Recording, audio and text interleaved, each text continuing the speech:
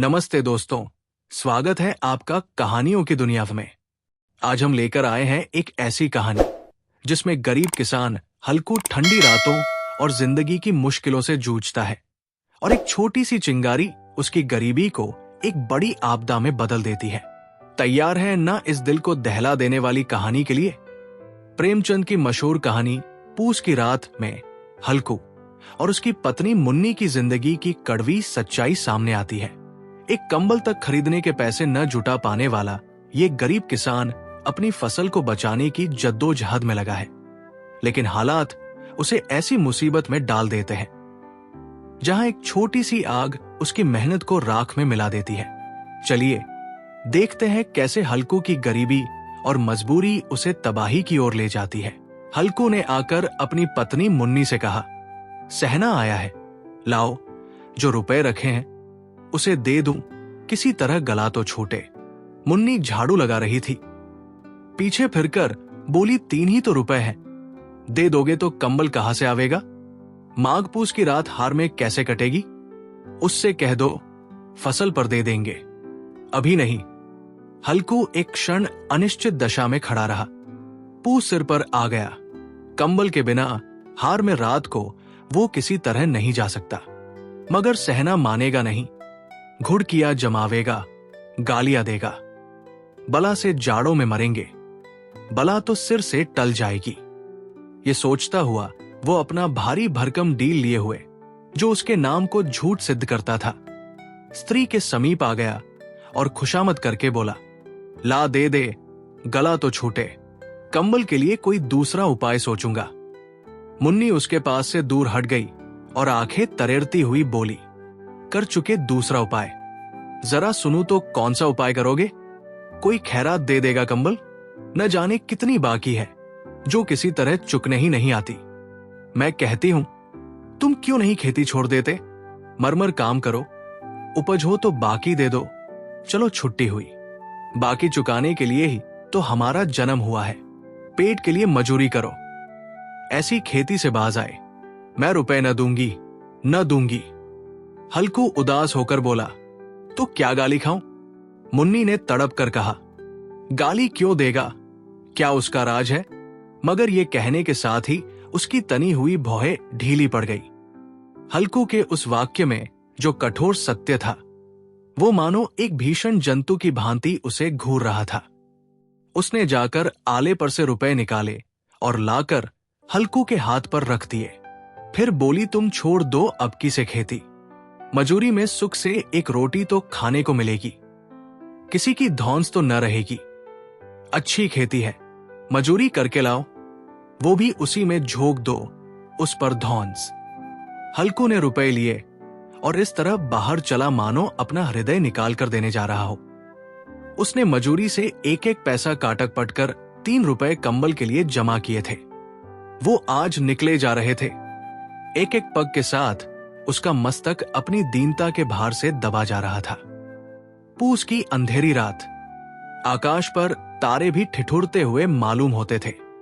हल्कू अपने खेत के किनारे ऊख के पतों की एक छतरी के नीचे बांस के खटोले पर अपनी पुरानी गाढ़े की चादर ओढ़े पड़ा कांप रहा था। खाट के नीचे उसका संगी कुत्ता जबरा पेट में मुंह डाले सर्दी से कुंकू कर रहा था। 2 में से एक को भी नींद न आती थी। हल्कू ने घुटनियों को गर्दन में चिपकाते हुए कहा, क्यों जबरा, जाड़ा लगता है? कहा तो था घर में पुआल पर लेटा रहा, तो यहां क्या लेने आए थे? अब खाओ ठंड, मैं क्या करूं? जानते थे मैं यहां हलवा पूरी खाने आ रहा हूं। दौड़े दौड़े आगे आगे चले आए, अब रो नानी के नाम को। जबरा ने पड़े पड़े दुम हिलाई और अपनी कुंकू को दीर्घ बनाता हुआ एक बार जम्हाई लेकर चुप हो गया। उसकी श्वान बुद्धि ने शायद ताड़ लिया, स्वामी को मेरी कुंकू से नींद नहीं आ रही है। हल्कू ने हाथ निकालकर जबरा की ठंडी पीठ सहलाते हुए कहा, कल से मत आना मेरे साथ, नहीं तो ठंडे हो जाओगे। ये रांड पछुआ न जाने कहां से बर्फ लिए आ रही है। उठूं, फिर एक चिलम भरूं, किसी तरह रात तो कटे। 8 चिलम तो पी चुका। ये खेती का मजा है और एक एक भगवान ऐसे पड़े हैं जिनके पास जाड़ा जाए तो गर्मी से घबरा कर भागे। मोटे मोटे गद्दे, लिहाफ कंबल। मजाल है जाड़े का गुजर हो जाए। तकदीर की खूबी, मजूरी हम करें, मजा दूसरे लूटें। हल्कू उठा, गड्ढे में से जरासी आग निकालकर चिलम भरी। जबरा भी उठ बैठा। हल्कू ने चिलम पीते हुए कहा, पिएगा चिलम, जाड़ा तो क्या जाता है, जरा मन बदल जाता है। जबरा ने उसके मुंह की ओर प्रेम से छलकती हुई आंखों से देखा।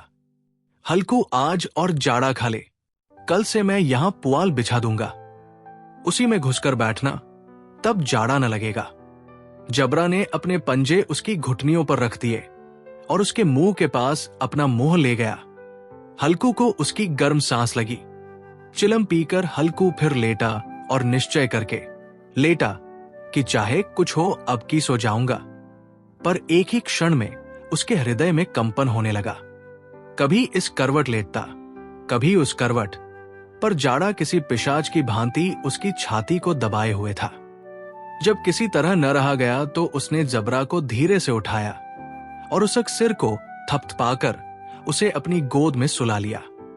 कुत्ते की देह से जाने कैसी दुर्गंध आ रही थी, पर वो उसे अपनी गोद में चिपटाए हुए ऐसे सुख का अनुभव कर रहा था जो इधर महीनों से उसे न मिला था।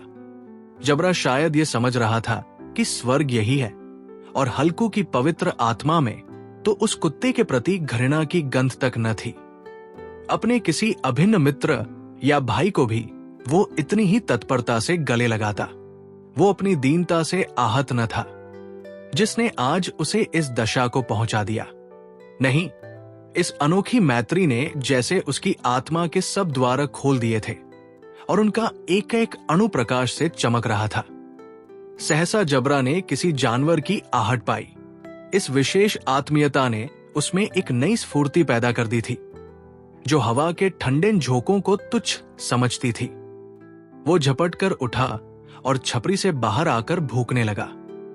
हल्कू ने उसे कई बार चुमकार कर बुलाया, पर वो उसके पास न आया। हार में चारों तरफ दौड़ दौड़ कर भूखता रहा। एक क्षण के लिए आ भी जाता तो तुरंत ही फिर दौड़ता। कर्तव्य उसके हृदय में अरमान की भांति ही उछल रहा था। 1 घंटा और गुजर गया। रात ने शीत को हवा से धधकाना शुरू किया। हल्कू उठ बैठा और दोनों घुटनों को छाती से मिलाकर सिर को उसमें छिपा लिया। फिर भी ठंड कम न हुई। ऐसा जान पड़ता था सारा रक्त जम गया है, धमनियों में रक्त की जगह हिम बह रहा है। उसने झुककर आकाश की ओर देखा। अभी कितनी रात बाकी है। सप्तर्षि अभी आकाश में आधे भी नहीं चढ़े। ऊपर आ जाएंगे तब कहीं सवेरा होगा। अभी पहर से ऊपर रात है। हल्कू के खेत से कोई एक गोली के टप्पे पर आमों का एक बाग था। पतझड़ शुरू हो गई थी। बाग में पत्तियों को ढेर लगा हुआ था। हल्कू ने सोचा, चलकर पत्तियां बटोरूं और उन्हें जलाकर खूब तापूं। रात को कोई मुझे पत्तियां बटोरते देख तो समझे कोई भूत है। कौन जाने कोई जानवर ही छिपा बैठा हो। मगर अब तो बैठे नहीं रहा जाता। उसने पास के अरहर के खेत में जाकर कई पौधे उखाड़ लिए और उनका एक झाड़ू बनाकर हाथ में सुलगता हुआ उपला लिए बगीचे की तरफ चला। जबरा ने उसे आते देखा तो पास आया और दुम हिलाने लगा। हल्कू ने कहा, अब तो नहीं रहा जाता जबरू, चलो बगीचे में पत्तियां बटोर कर तापे। टांठे हो जाएंगे तो फिर आकर सोएंगे। अभी तो बहुत रात है। जबरा ने कुंकू करके सहमति प्रकट की और आगे आगे बगीचे की ओर चला। बगीचे में खूब अंधेरा छाया हुआ था और अंधकार में निर्दय पवन पत्तियों को कुचलता हुआ चला जाता था। वृक्षों से ओस की बूंदें टप टप नीचे टपक रही थी। एकाएक एक झोंका मेहंदी के फूलों की खुशबू लिए हुए आया। हल्कू ने कहा, कैसी अच्छी महक आई जबरू, तुम्हारी नाक में भी तो सुगंध आ रही है।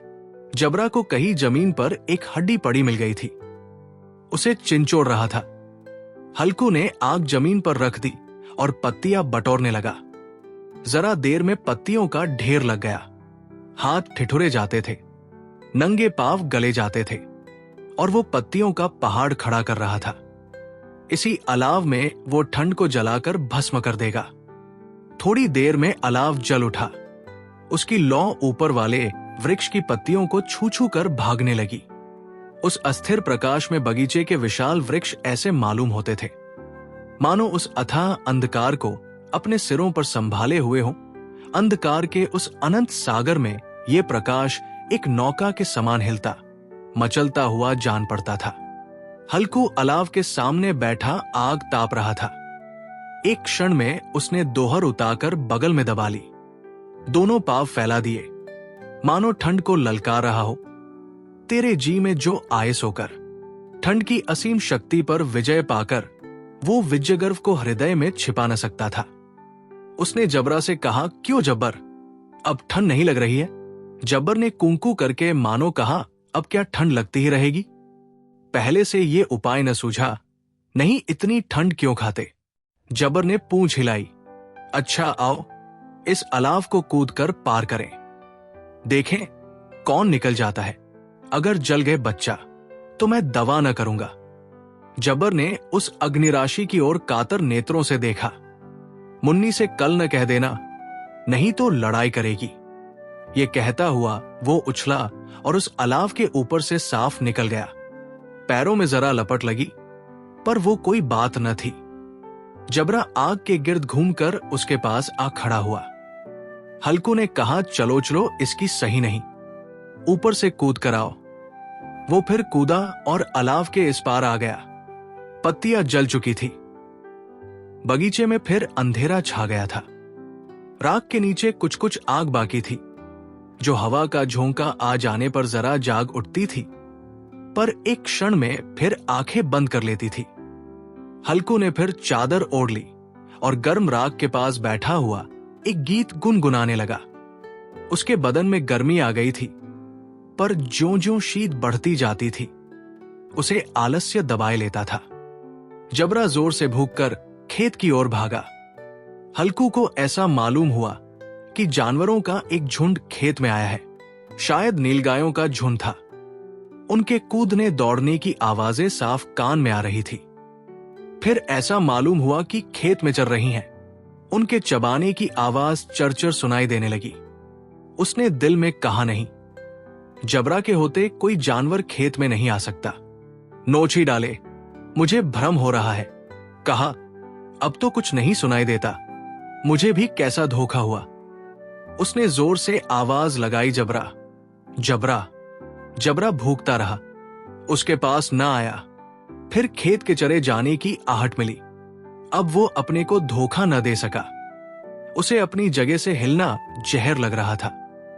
कैसा दंदाया हुआ था। इस जाड़े पाले में खेत में जाना, जानवरों के पीछे दौड़ना असह्य जान पड़ा।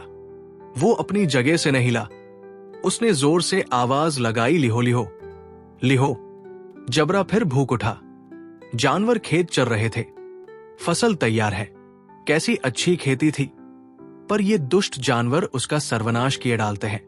हल्कू पक्का इरादा करके उठा और 2-3 कदम चला, पर एकाएक हवा का ऐसा ठंडा, चुभने वाला, बिच्छू के डंक का सा झोंका लगा कि वह फिर बुझते हुए अलाव के पास आ बैठा और राख को कुरेदकर अपनी ठंडी देह को गरमाने लगा।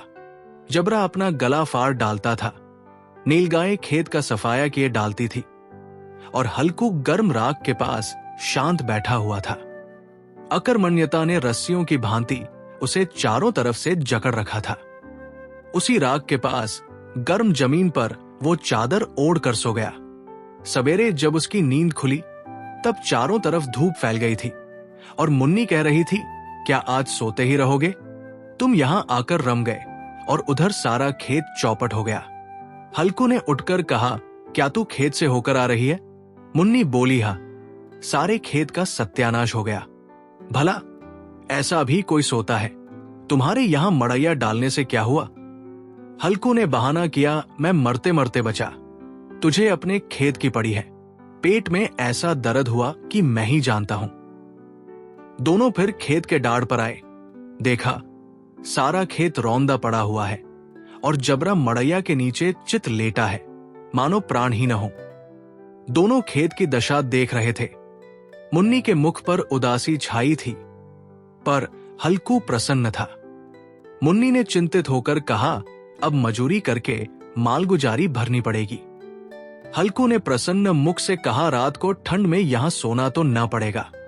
तो दोस्तों, हल्कू की ये कहानी हमें दिखाती है कि गरीबी में एक छोटी सी चूक भी कितनी बड़ी तबाही ला सकती है। आपको ये कहानी कैसी लगी? नीचे कमेंट में जरूर बताइए। और अगर मन को झकझोर गई तो लाइक, शेयर और सब्सक्राइब करना न भूलें। कहानियों की दुनिया में फिर मिलेंगे एक नई कहानी के साथ। नमस्ते।